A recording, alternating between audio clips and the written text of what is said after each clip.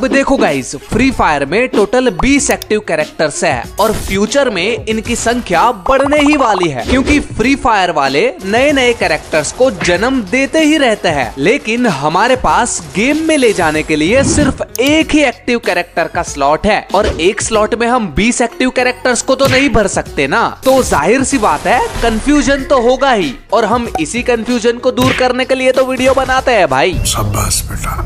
तो इसीलिए आज हम स्पेसिफिकली CS रैंक के top 5 worst to best active characters को देखने वाले हैं, जिन्हें यूज करके आप अपने ओपोनेंट्स को बिल्कुल ही आसानी से स्पेक्टेटर मोड में डाल के कुछ इस तरह से इमोट दिखा सकते हो और अपनी रैंक को बुलेट ट्रेन की स्पीड से ग्रैंड मास्टर तक पहुंचा सकते हो। मस्त प्लान है। एंड थंबनेल देखकर आपको पता चल ही गया होगा कि 20 एक्टिव कैरेक्टर्स में से हमने CS रैंक के लिए ये 5 बेस्ट कैरेक्टर को चुन के निकाला है। हुकोंग, ओरियन, दिमित्री, तात्सुया और सेंटिनो। लेकिन एक सेकंड गाइज, अब आपके दिमाग में एक सवाल आ रहा होगा कि भाई फ्री फायर वालों ने हमें 20 एक्टिव कैरेक्टर्स दे रखे हैं, तो ये 5 कैरेक्टर्स में हमने ऐसा तो क्या खास देखा जो कि बाकी के 15 कैरेक्टर्स में नहीं है? Good question. सो गाइज, ये 15 कैरेक्टर्स को टॉप 5 में ना लेने के हमारे पास पूरे 8 रीजंस है, जो कि मैं आपको शॉर्ट में समझा देता हूँ। देखो, सबसे पहले अगर हम होमर, राइडन, आइरिस, क्ल्यू और A124 को देखें तो इन्हें टॉप 5 में ना लेने का एक ही रीजन है, जोसेफ, जो कि अगर आपका ओपोनेंट लेके घूम रहा है एंड अगर आप उसके ऊपर ये 5 कैरेक्टर्स में से किसी की भी एबिलिटी यूज करोगे तो भाई एनिमी को तो कुछ नहीं होगा, लेकिन अगर एनिमी को आपका लोकेशन पता चला गया तो आपका क्रेट जरूर बन जाएगा। बात तो सही है। इसीलिए ये कैरेक्टर्स को फिलहाल हम कचरे के डिब्बे में डाल देते हैं। ठीक है। और अब अगर हम आलोक, जैन, कैसी और के कैरेक्टर को देखें तो ये जो 4 कैरेक्टर्स है ये HP देने वाले कैरेक्टर्स है एंड इनको टॉप 5 में ना लेने का भी एक ही रीजन है कि भाई HP तो हम लियोन और जोता जैसे पैसिव कैरेक्टर से भी बढ़ा सकते हैं, और अब तो क्लैश स्क्वाड में सुपर मेड किट भी मिल जाती है, मतलब HP बढ़ाने के दूसरे भी तरीके हैं। तो अपने एक लौते एक्टिव कैरेक्टर के स्लॉट में ये कैरेक्टर्स को रखने की क्या जरूरत है भाई? सो इन्हें भी हम कचरे के डिब्बे में डाल देते हैं। ठीक है। एंड अब अगर हम क्रोनो कैरेक्टर की बात करें तो भाई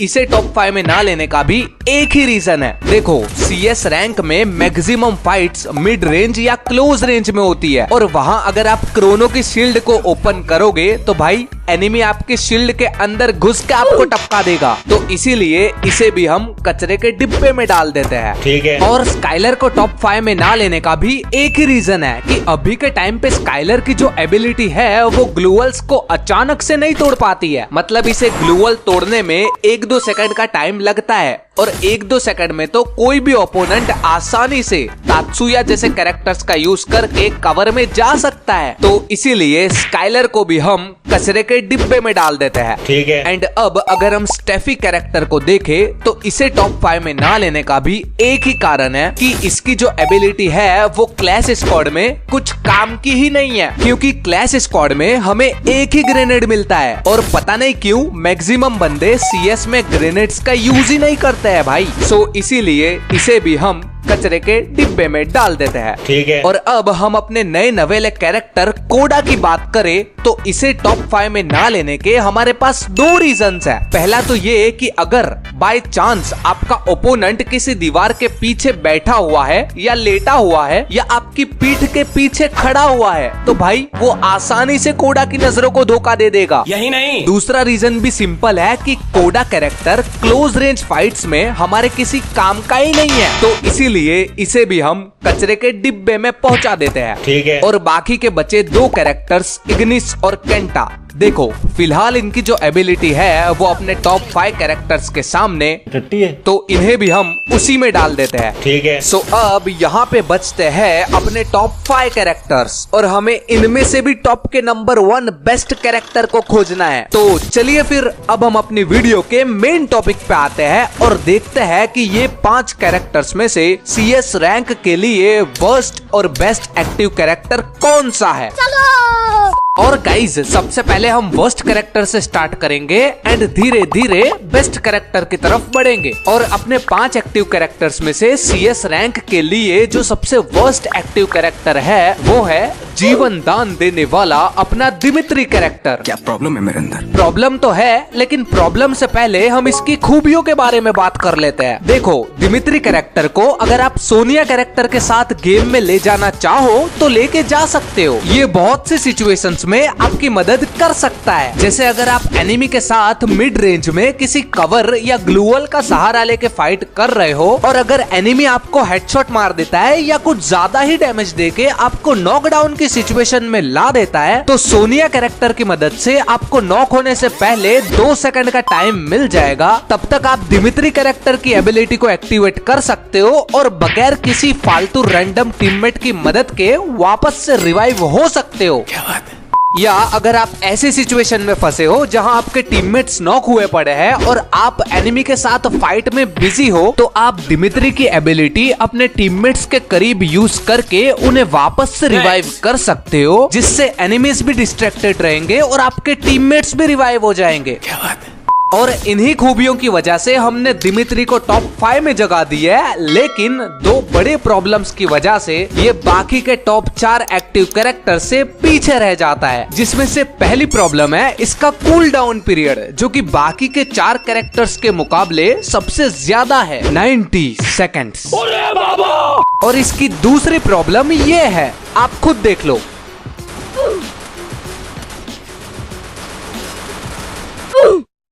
इससे हमें ये पता चलता है कि मानो या ना मानो CS रैंक में मैक्सिमम फाइट्स क्लोज रेंज में ही होती है, और क्लोज रेंज में दिमित्री की एबिलिटी को यूज करना मतलब शिकारी के सामने सरेंडर करने जैसा है।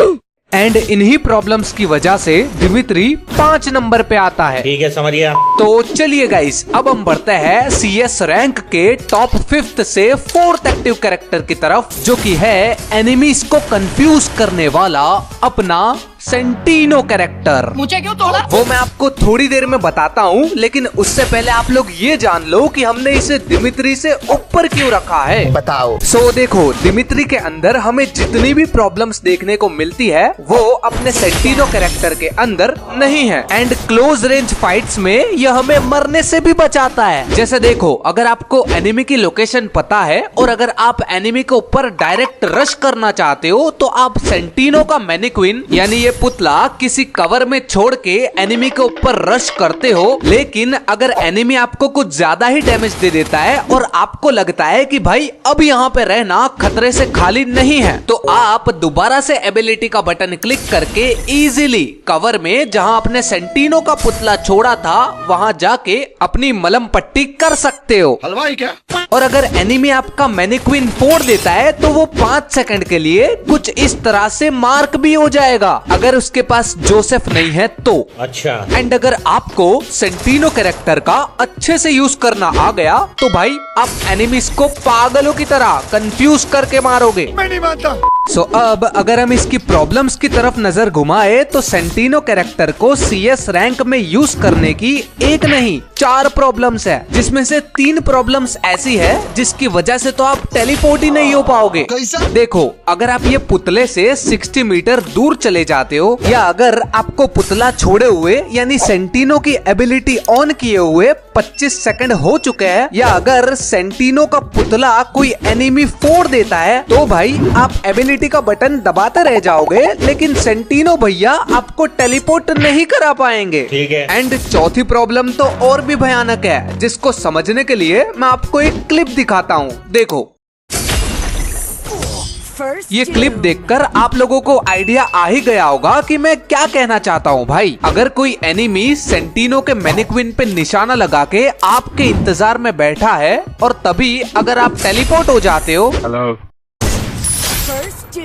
और इन्हीं प्रॉब्लम्स की वजह से हमने इसे चौथे स्थान पे रखा है। ठीक है, समझिए। सो गाइस, अगर सेंटिनो की एबिलिटी में आपको मजा नहीं आया और इसके प्रॉब्लम सुन के आपके दिमाग में डर का माहौल क्रिएट हो गया तो टेंशन ना लो भाई, क्योंकि अब हम बढ़ते हैं अपने CS रैंक के थर्ड बेस्ट एक्टिव कैरेक्टर की तरफ, जो कि है आप लोगों का चहीता हुकोंग कैरेक्टर। अबे साले, देखो, हुकोंग कैरेक्टर आप में से बहुत लोगों का CS में बेस्ट एक्टिव कैरेक्टर हो सकता है और होना भी चाहिए भाई, क्योंकि हुकोंग की जो दूसरी एबिलिटी है जिसकी मदद से आप एनिमी को नॉक करके हुकोंग की मेन एबिलिटी को वापस से रिचार्ज कर सकते हो, वो बिल्कुल ही कमाल की एबिलिटी है भाई। मतलब हमें हुकोंग कैरेक्टर में कूल डाउन का टेंशन लेने की कोई जरूरत ही नहीं है। एंड हुकोंग का यूज करके आप लोग अकेले पूरी स्क्वाड भी निपटा सकते हो। और निपटा सकते हो क्या यार, तुम्हारे भाई ने निपटा दिया। क्या बात है? एंड इसीलिए हमने हुकोंग कैरेक्टर को सेंटिनो, दिमित्री और बाकी के एक्टिव कैरेक्टर से ऊपर 3 नंबर पे रखा है। यस।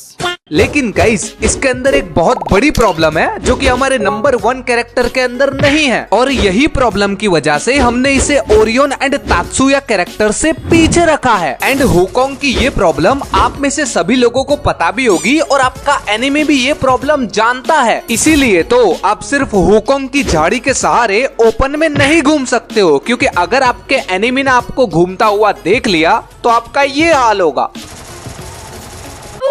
मतलब गाइज, हुकोंग की झाड़ी के ऊपर अगर कोई बंदा एम करके फायर करता है तो भाई थोड़ा सा डैमेज पड़ने पर ये ब्रेक हो जाती है। एंड स्नाइपर और ग्रेनेड के आगे तो भाई हुकोंग की झाड़ी का कुछ काम ही नहीं है। मींस हुकोंग की झाड़ी आपको फुल प्रोटेक्ट नहीं करती है, ये बस आपको हेड लगने से बचा सकती है। और जैसा कि आप लोग स्क्रीन पर देख सकते हो कि झाड़ी बनने के बाद आपकी मूवमेंट स्पीड भी कम हो जाती है भाई। सो अगर आप ऐसे बंदे हो जो कि रश करके खेलता है और एनिमीज को एक एक करके निपटाता है, मतलब घुमा फिरा के एनिमीज को मारता है, तो आपके लिए हुकोंग कैरेक्टर बेस्ट रहेगा।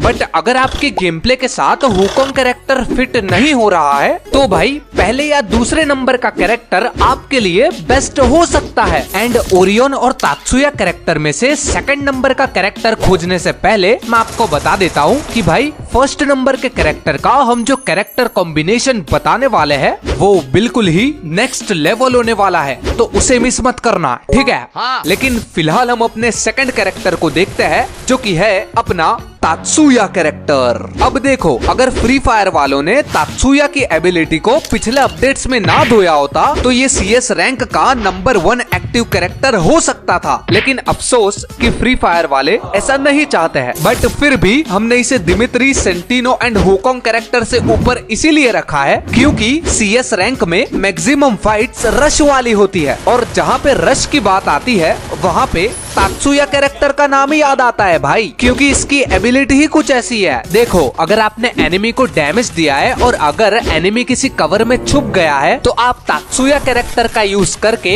एनिमी के मुंह पे रश कर सकते हो और उसे हील होने का टाइम दिए बगैर इजीली मार सकते हो, जैसा कि यहाँ पे तुम्हारे भाई ने किया। लेकिन गाइस, अगर एनिमी आपकी लाइफ को कम कर देता है तो भाई तात्सुया कैरेक्टर आपको जल्दी से एनिमी से दूर कवर के अंदर भागने में भी आपकी मदद कर सकता है। और अभी के टाइम में आप तात्सुया की एबिलिटी को एक साथ 2 बार यूज कर सकते हो, एंड एक एबिलिटी यूज करने के बाद उसको वापस से रिचार्ज होने में 60 सेकंड का टाइम लगता है। मतलब इसका कूल डाउन पीरियड 60 सेकंड का है। मींस देखो, इसकी एबिलिटी क्लोज रेंज फाइट्स में बेस्ट है, इसका कूल डाउन पीरियड भी ठीक ठाक है, और इसकी एबिलिटी को हम एक साथ 2 बार यूज कर सकते हैं। तो फिर हमने इसे ओरियन से पीछे क्यों रखा है?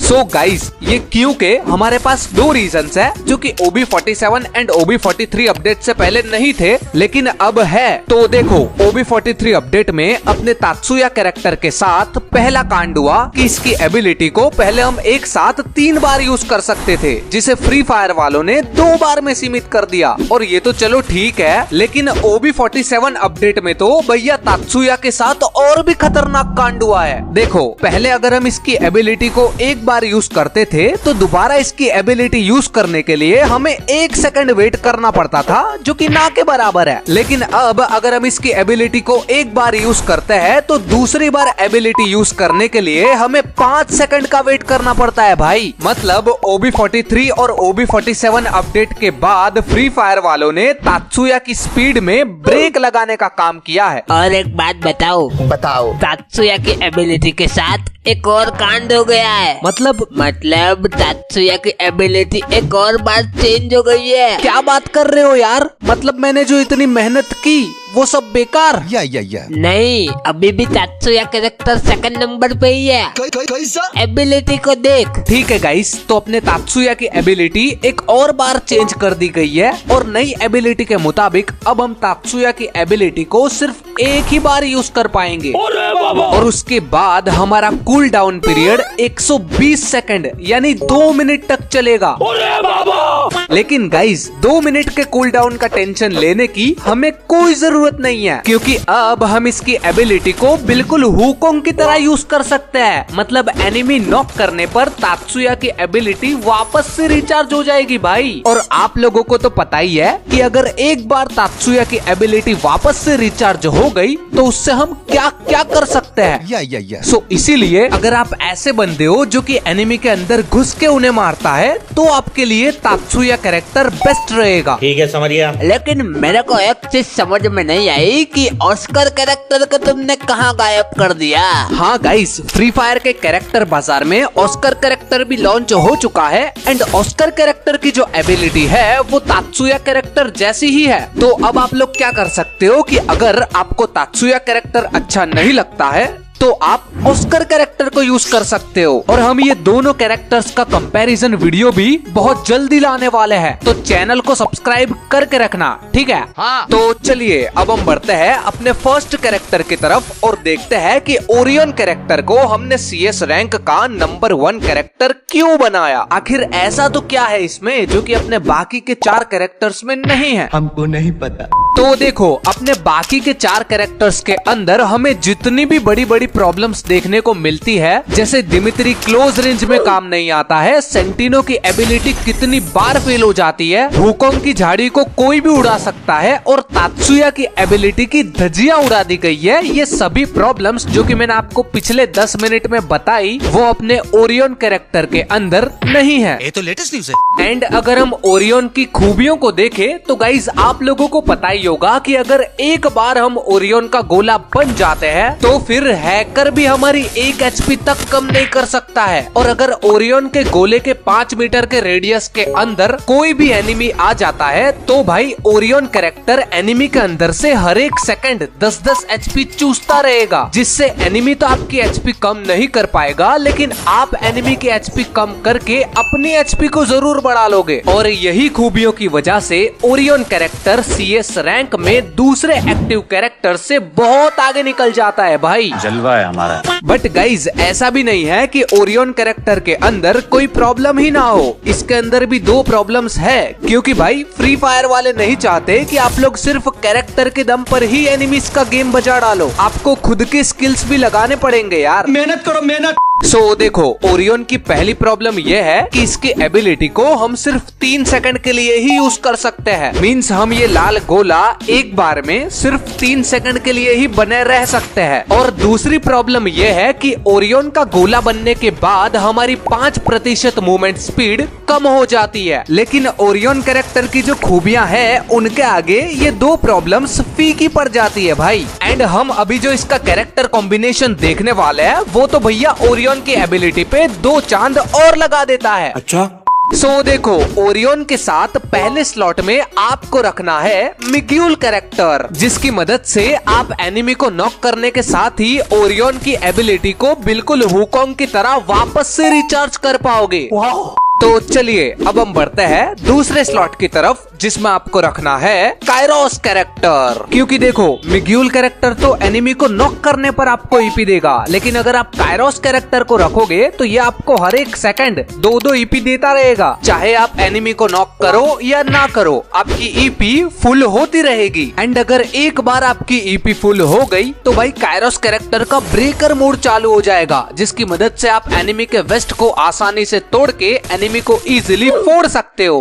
और आखिरी स्लॉट में आपको रखना है जोता कैरेक्टर, जो कि एनिमी को डैमेज देने पर आपकी थोड़ी थोड़ी एचपी बढ़ाता रहेगा एंड एनिमी को नॉक करने पर यह आपकी 40 एचपी बढ़ा देगा। मींस जैसे ही अगर आप किसी एनिमी को नॉक करते हो तो मिग्यूल कैरेक्टर आपकी 200 ईपी बढ़ा देगा और जोता कैरेक्टर आपकी 40 एचपी बढ़ा देगा, जिससे कि आप दूसरे एनिमी से फाइट करने के लिए बिल्कुल रेडी हो जाओगे। एंड दूसरे एनिमी को आसानी से ठोकने के लिए आपके पास काइरोस कैरेक्टर तो है ही, सो इसी कैरेक्टर कॉम्बिनेशन का यूज करके आप एनिमीज की पूरी टोली को उड़ा सकते हो गाइस। क्यों नहीं? तो इसीलिए CS रैंक के अंदर बेस्ट एक्टिव कैरेक्टर है अपना ओरियन कैरेक्टर। और अब आप लोग मेरे को कमेंट करके बताओ कि ये 5 एक्टिव कैरेक्टर्स में से CS रैंक के अंदर आप कौन सा कैरेक्टर यूज करते हो एंड उस कैरेक्टर के साथ आपको कौन सा कैरेक्टर कॉम्बिनेशन बेस्ट लगता है। तब तक मैं दूसरी वीडियो का काम चालू करता हूँ, ठीक है? और